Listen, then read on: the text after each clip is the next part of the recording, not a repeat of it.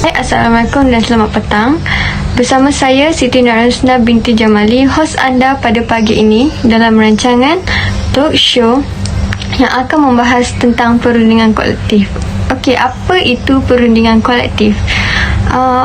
Perundingan kolektif adalah untuk menentukan terma-terma dan syarat-syarat pekerjaan yang menggunakan proses menyentuh soal perundingan antara wakil pengurusan dan pekerja, bertujuan untuk menghasilkan satu perjanjian yang boleh dilakukan seluruh pekerja kumpulan.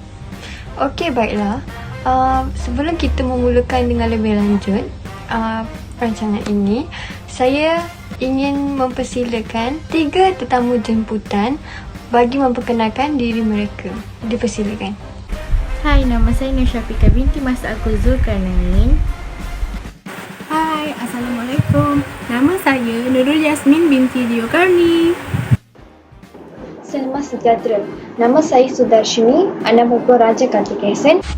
Seterusnya, saya mempersilakan Nur Syafiqah bagi menerangkan tentang jenis-jenis rundingan kolektif. Silakan, Nur Syafiqah. Terdapat 2 jenis perundingan kolektif.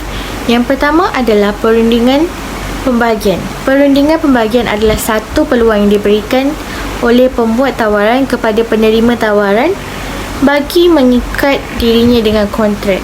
Pihak yang membuat tawaran tidak boleh menarik balik tawaran tersebut. Tawar-menawar bermaksud menjadikan syarat persetujuan sebagai sesuatu yang dilakukan. Sekiranya pihak lain itu nakkan kita ubah ataupun mengalah kepada sesetengah keadaan dan terma, sifat semula jadi tawar-menawar ini membayangkan bahawa kita juga mesti dapat meminta daripada pihak mereka untuk mengubah ataupun mengalah kepada sesetengah keadaan dan terma. Kelebihan untuk perundingan pembahagian adalah dalam perundingan ini hanya satu pihak sahaja yang memperolehi kemenangan atau keuntungan, kerana pihak-pihak yang berunding hanya bersaing antara satu sama lain terhadap sesuatu perkara pada awal perundingan. Kalau ada kelebihan, mestilah ada kelemahan, kan? Okey, untuk kelemahan perundingan pembahagian ini adalah konflik semasa proses rundingan akan berlanjutan sekiranya sesetengah pihak itu mempunyai kelemahan atau kurang mahir untuk berkomunikasi antara satu sama lain. Perundingan kedua adalah perundingan integratif.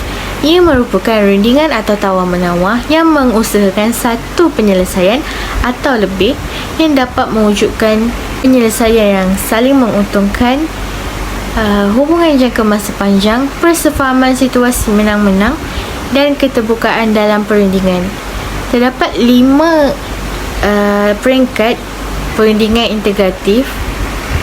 Menurut Robin SP, dalam 5 peringkat itu adalah persiapan dan perancangan, penentuan kaedah-kaedah dasar, penjelasan dan justifikasi, tawar-menawar dan penyelesaian masalah, dan penutupan serta implementasi. Untuk kelebihan perundingan integratif adalah dapat melahirkan rasa keyakinan dan kemampuan dalam menyelesaikan masalah. Manakala untuk kelemahan pula, ia terpaksa mengalah walaupun hasil rundingan tersebut bukanlah kehendak sebenar. Okey, terima kasih pada Nur Syafiqah atas penerangan itu tadi. Jadi, kita dah dengar kan tentang jenis-jenis perundingan kolektif. Mesti ada manfaat-manfaat yang terdapat juga pada rundingan kolektif ni. Boleh tak Suta terangkan pada kami manfaat-manfaat yang ada pada rundingan kolektif ni? Persilakan. Terdapat manfaat perundingan kolektif terhadap tenaga sumber manusia. Manfaat yang pertama ialah perundingan kolektif akan mencegah dari berlaku sebarang konflik.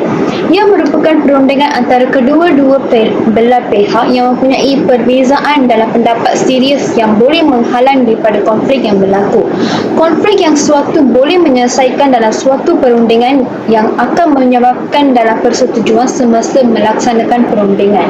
Manfaat yang kedua ialah perundingan perundingan akan membuka peluang ekonomi baharu. Ia merupakan perundingan dalam ekonomi yang boleh berlaku dalam syarikat eksekutif yang besar-besaran terhadap usaha yang bersama atau menyediakan perjanjian dengan perniagaan yang lain. Terdapat dalam perundingan ini perlulah menyatakan tempoh yang berkuat kuasanya perjanjian tersebut. Sekiranya tidak berlaku sebarang penguat kuasanya selama 3 tahun, suatu perjanjian kolektif akan automatik terbatal. Seterusnya, manfaat yang ketiga ialah perundingan kolektif yang boleh melahirkan ramai pekerja yang berkualiti. Ia merupakan aset utama dalam sesebuah organisasi. Dalam organisasi ini, perlulah pekerja yang berkualiti untuk melakukan kerja dan output daripadanya. Contohnya macam pada zaman sekarang, majikan telah memerlukan pekerja yang mempunyai kemahiran yang tinggi dan berdaya saing di dalam sesebuah syarikat. Pekerja juga perlu fokus betul-betul semasa menjalankan kerja dengan betul supaya tiada mendapat imej yang rendah kepada syarikat. Contoh ciri-ciri pekerja yang berkualiti adalah integriti dan kejujuran, kecerdasan, mudah bekerja, berdisiplin dan sebagainya. Manfaat keempat ialah perundingan boleh menunjukkan kelemahan sesuatu individu. Ia merupakan suatu perundingan kolektif akan menunjukkan sesebuah organisasi itu tidak mencukupi kekuatan untuk menegakkan kehendak. Contohnya, sebuah syarikat kekurangan faktor persekitaran dalaman organisasi hingga menjadi penghalang kepada cara-cara melakukan perancangan yang strategik organisasi perniagaan tersebut. Seterusnya, manfaat yang kelima ialah perundingan memerlukan kecakapan dan kemahiran seseorang. Ia merupakan kecakapan dan kemahiran seseorang, maksudnya macam kemahiran yang tinggi seperti kemampuan seseorang menjalankan aktiviti dengan mudah, dengan cepat, dengan cekap. Kecakapan juga adalah melakukan sesuatu yang betul dan tepat untuk mencapai matlamat kecakapan dengan memainkan peranan yang sangat penting. Contoh macam dalam perkara yang berkaitan dengan melakukan percepatan kos terhadap sumber-sumber yang digunakan. Akhirnya adalah manfaat yang keenam, iaitu perundingan bersama dan jawatan kuasa kerja. Ia merupakan antara majikan dan para pekerja atau wakil kesatuan sekerja yang berguna dalam semua tempat pekerjaan ataupun tempat perusahaan. Tidak kira ia adalah besar atau kecil.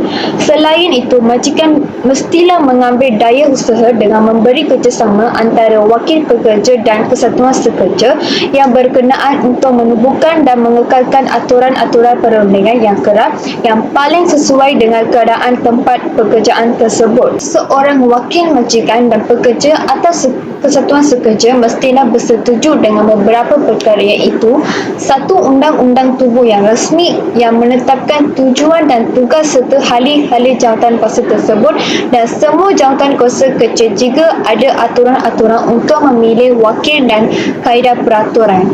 Bagus juga manfaat yang terdapat pada rundingan kolektif ni.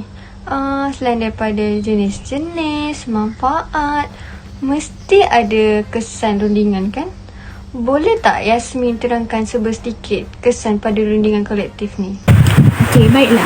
Di sini saya ingin menerangkan kesan terhadap rundingan kolektif. Kesan terhadap rundingan kolektif yang pertama adalah ia akan menunjukkan kelemahan organisasi tersebut.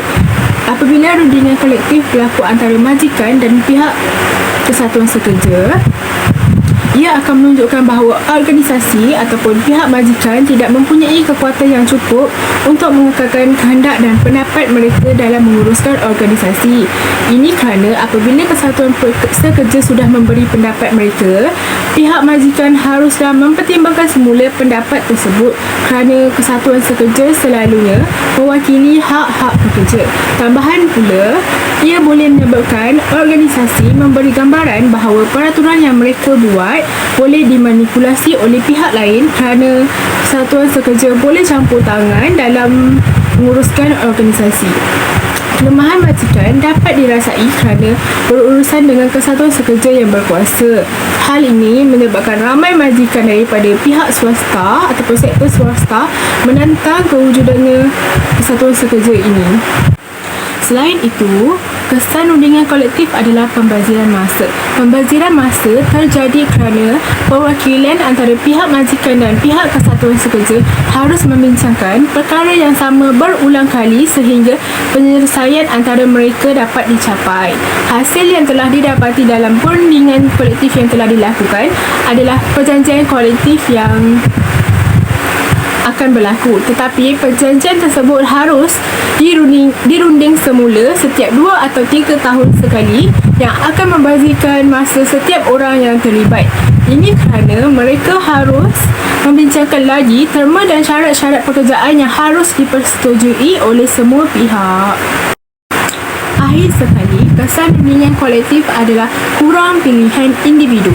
Proses perundingan kolektif semestinya mengenai pembuatan keputusan yang baik secara kolektif yang kadang-kala boleh membawa kepada keputusan yang mengecewakan secara individu. Dalam industri kesatuan, pekerja yang lebih suka bekerja pada jadual yang berbeza atau dalam keadaan yang berbeza mungkin mendapati proses dan keputusan yang terhad kerana hanya sebilangan ahli sahaja yang mampu membuat keputusan mengenai penyelesaian masalah yang terjadi. Terima kasih. Oh, baru saya faham apa itu perundingan kolektif. Jadi saya nak simpulkan tajuk kita pada hari ini adalah perundingan kolektif memainkan peranan yang penting dalam membentuk terma dan syarat pekerjaan yang paling memuaskan. Jadi itu sahaja perancangan kita pada hari ini. Terima kasih kepada semua tetamu-tetamu yang terlibat. Terima kasih juga atas ilmu-ilmu yang diberi dan semoga kita dapat berjumpa lagi pada masa akan datang dengan tajuk-tajuk yang baru dan ilmu-ilmu yang baru. Terima kasih sekali lagi.